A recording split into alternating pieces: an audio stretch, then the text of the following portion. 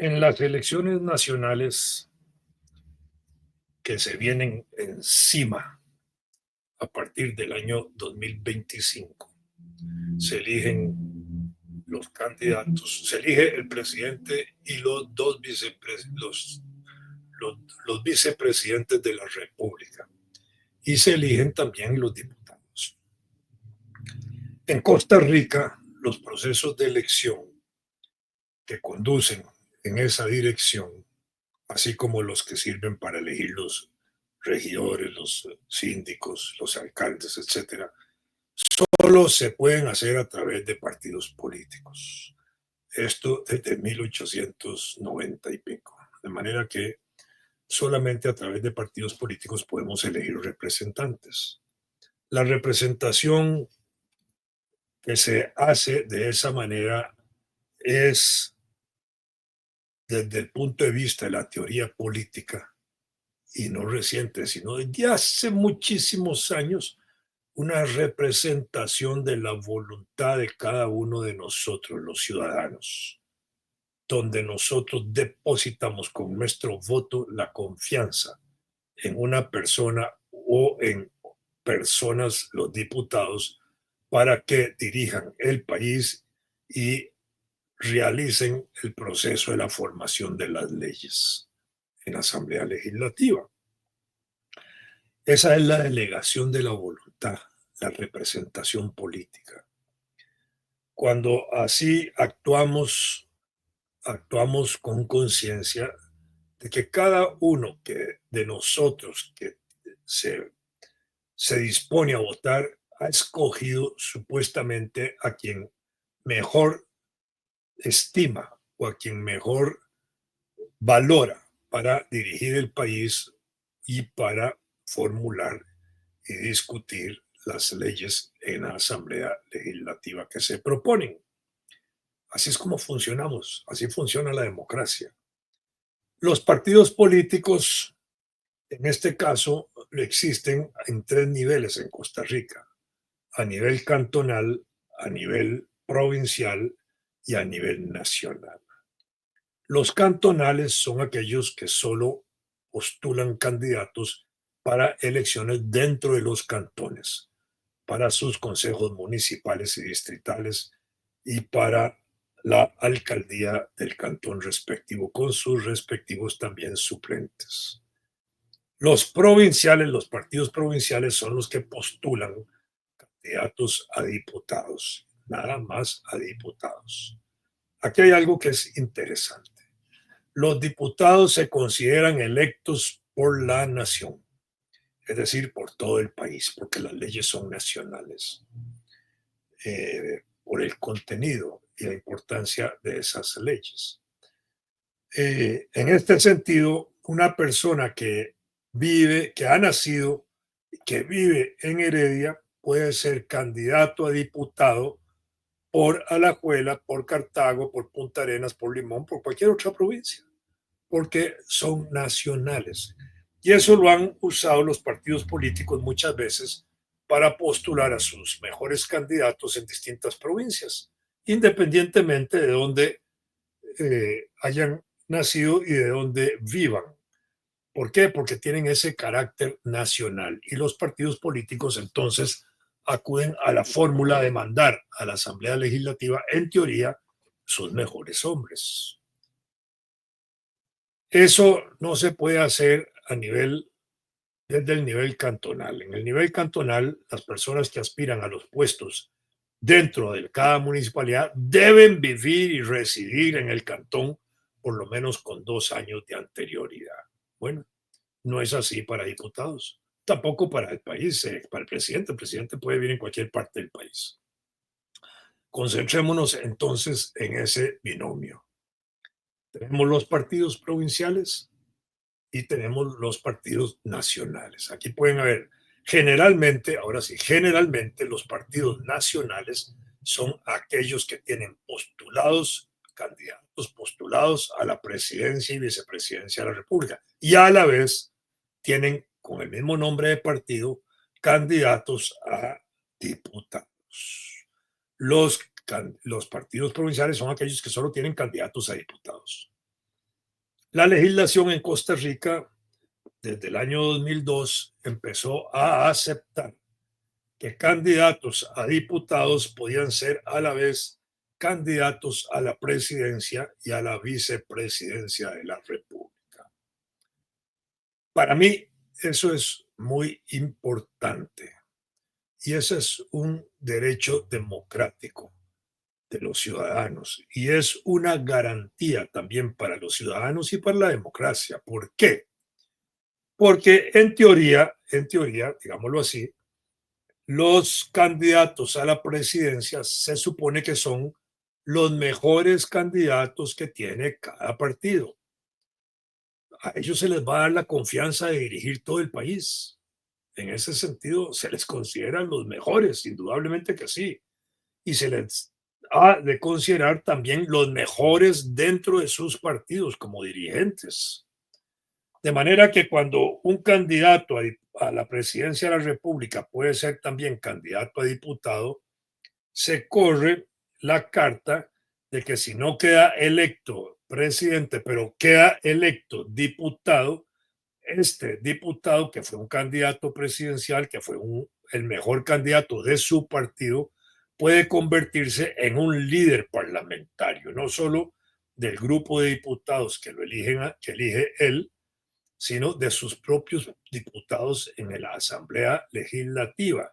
Y ese líder político tiene entonces varios aspectos alrededor suyo. Uno, va mejorando su capacitación política como diputado, habiendo aspirado a la presidencia de la República, para formarse mejor, conocer mejor el ambiente político nacional, para conocer mejor el funcionamiento de un poder como es el poder legislativo y conocer igualmente las relaciones que tiene el poder legislativo con el poder ejecutivo. Y de esa manera facilitar los pactos, las alianzas, los acuerdos que deben realizarse en la Asamblea Legislativa en el proceso de aprobación de las leyes. Porque en ese proceso, esas alianzas y esos acuerdos son constantes. Los diputados apoyan proyectos de otros diputados como apoyan los de ellos y así sucesivamente. Y porque en la Asamblea Legislativa hay dos grandes periodos de trabajo legislativo, lo que se llaman las sesiones ordinarias y lo que se llaman las sesiones extraordinarias. En las sesiones ordinarias, los diputados son los que tienen lo que se llama la iniciativa de la ley. Eso quiere decir que solamente los diputados pueden hacer propuestas de proyectos de ley y nadie más. Existe una formulación de ley que la puede hacer cualquier ciudadano. Cualquier ciudadano hoy también puede hacer un proyecto de ley y ponerlo en conocimiento de la Asamblea Legislativa. ¿Cómo se hace? Bueno, un ciudadano se le ocurre una ley determinada, redacta un borrador, lo lleva a la Asamblea Legislativa, allí se lo reciben un grupo especializado y técnico en la Asamblea Legislativa, analizan si lo que está proponiendo el ciudadano no es ya una ley de la República. Si es ya una ley de la República, se lo dicen inmediatamente y entonces no le dan ningún trámite a su proyecto de ley. Si no es una ley de la República, le ayudan entonces a estructurar el proyecto que presenta el ciudadano en la forma en que deben presentarse los proyectos de ley en el trámite legislativo y le ayudan a elaborarlo y lo colocan ahí ya como proyecto de ley que para su trámite tiene que adoptarlo, para decirlo así, un diputado. Una vez que el diputado lo adopta y se propone a la corriente legislativa, se llama la corriente legislativa, el proceso de trámite que tienen los proyectos de ley para su aprobación. Cuando lo mete a la corriente legislativa, se le asigna una comisión para que allí sea estudiado ese proyecto de ley. En ese caso, que es el proyecto de ley de un ciudadano, a ese ciudadano se le permite participar en esa comisión que discute, conoce, analiza y terminará aprobando o no aprobando el proyecto de ley, a ese ciudadano se le permite participar en los debates y en la discusión de ese proyecto de ley. Sin votación, no puede votar, pero se le permite que haga la defensa constante de su proyecto de ley. Bueno, eso es muy democrático en Costa Rica. Pocos proyectos de ley se canalizan de esa forma, pero bueno, existe ese mecanismo. Entonces tenemos las sesiones ordinarias donde esto sucede. Tenemos las sesiones extraordinarias, que son aquellas en las cuales solamente, ojo, solamente el Poder Ejecutivo presenta proyectos de ley. Puede proponer proyectos propios del Poder Ejecutivo o puede sacar del archivo legislativo proyectos que le interesa al Poder Ejecutivo proponer para su debate y para su ejecución y aprobación. Los, las sesiones ordinarias son 6 meses al año y las extraordinarias son 6 meses al año. Esto significa que la Asamblea Legislativa trabaja 6 meses para sí misma y 6 meses para el Poder Ejecutivo. De manera que el Poder Ejecutivo tiene una enorme influencia y una enorme importancia en el proceso de la formación de las leyes. Por eso el presidente no puede decir que no lo dejan gobernar, porque todos los proyectos de ley tienen un trámite de aprobación o no aprobación y tienen un trámite también de constitucionalidad. Eso significa que las leyes que están en conocimiento de los diputados no pueden alterar, violar u oponer a la constitución política. Y cuando eso sucede, esas leyes pueden ser rechazadas por inconstitucionales o esos proyectos de ley pueden ser inconstitucionalmente rechazados. Y la Asamblea tiene la obligación de consultar a la Sala Constitucional de la República, que es la Sala Cuarta, así se le llama popularmente a esa sala de la Corte Suprema de Justicia, que está encargada únicamente de analizar aspectos de constitucionalidad, aspectos de habeas corpus y aspectos de libertad de tránsito y aspectos de recursos de amparo. Son los únicos 4 temas importantes como área de trabajo que tiene la Sala Cuarta. La inconstitucionalidad, todo aquello que roza, viola la Constitución; amparo, todo aquello que conduce a proteger los derechos de los ciudadanos. Lo de libertad de tránsito es muy importante porque es una de las libertades más importantes sin la cual no se ejecutan las otras libertades.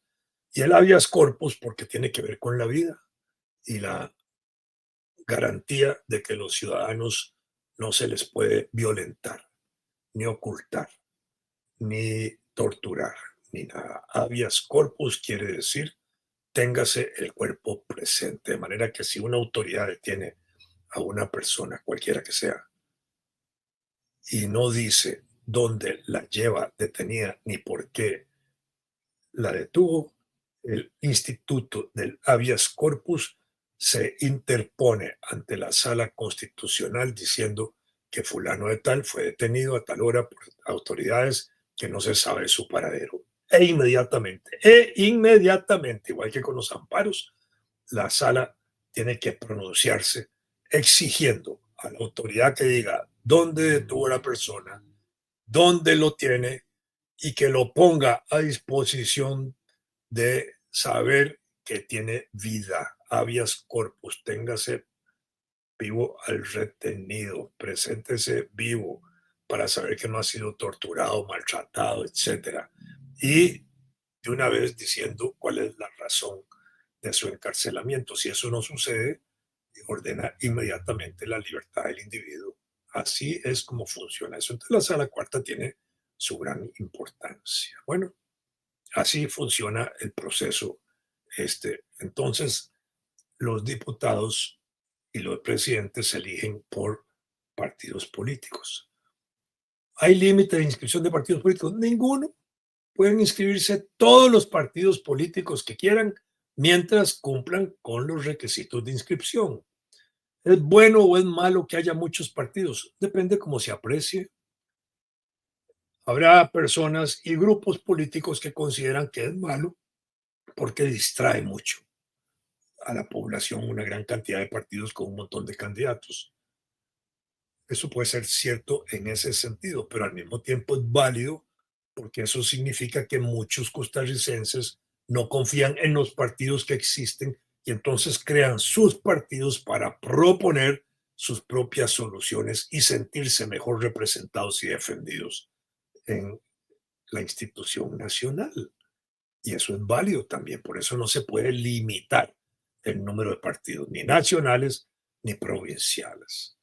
Cuando se ha elaborado el derecho de que diputados puedan aspirar a candidaturas a presidenciales, eso ha fortalecido el proceso electoral a mi modo de ver.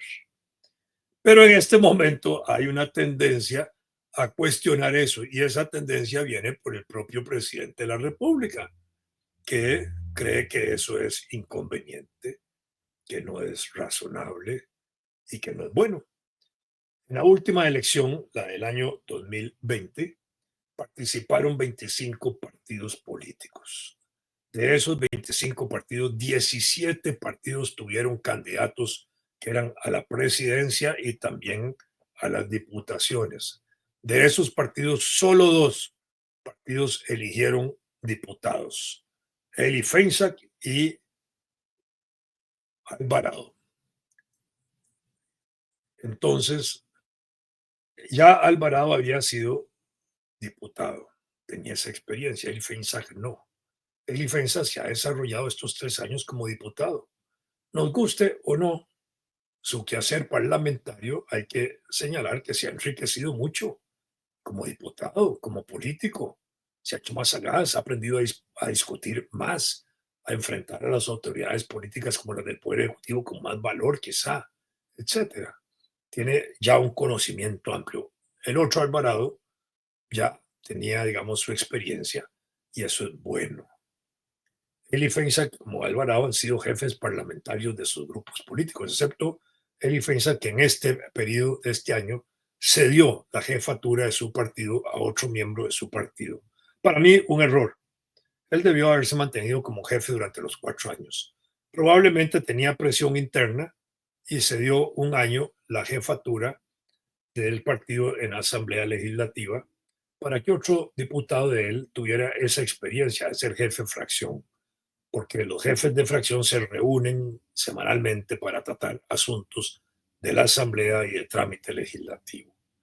Y probablemente se dio para el próximo año retomar nuevamente la jefatura de fracción, que es un año electoral y que le va a permitir a Eric Feinsack volver a ser candidato presidencial. Ya no candidato a presidente y diputado a la vez, porque no se permite la reelección simultánea de presidentes y de diputados tampoco. Entonces, el próximo año probablemente vamos a ver a Eli Feinsack otra vez jefe de la fracción. Alvarado continuará como jefe porque le da más potencial para la candidatura presidencial que aspira. En el 20, el señor Rodrigo Chávez Robles fue nada más candidato a diputado y salió electo. Sí, salió electo. Ah, no, perdón, fue electo candidato a presidente, no fue candidato a diputado. Salió electo y eligió tras su figura 10 diputados de su partido socialdemocrático. De esos 10 diputados, 8 siguen fieles a Rodrigo Chávez, 2 se le han salido. Pero él ahora considera que debe salirse, debe excluirse la doble postulación, porque considera que para la elección del 24 debe haber solo candidatos presidenciales y solo candidatos a la diputación. Esto porque también valora la posibilidad de que él pueda ser un candidato a diputado renunciando en julio del próximo año para poderse mantener activo en política nacional. De lo contrario, no podría hacerlo. Y solo se podría mantener más activo en la política si no es a la vez candidato a la presidencia y candidato a diputado, como se permite ahora. ¿Por qué? Porque las elecciones nacionales giran propagandísticamente y por mesas redondas y por atención pública alrededor de los candidatos presidenciales. Y en ese caso, si él no fuera candidato a la presidencia, tendría un nivel disminuido de atención, mientras que si esa doble postulación no existe, él podría tener un mayor protagonismo como expresidente que es candidato a diputado y que puede jalar mucha gente gracias a su popularidad y reconocimiento que tiene hoy en una buena parte de la población. Muchas gracias.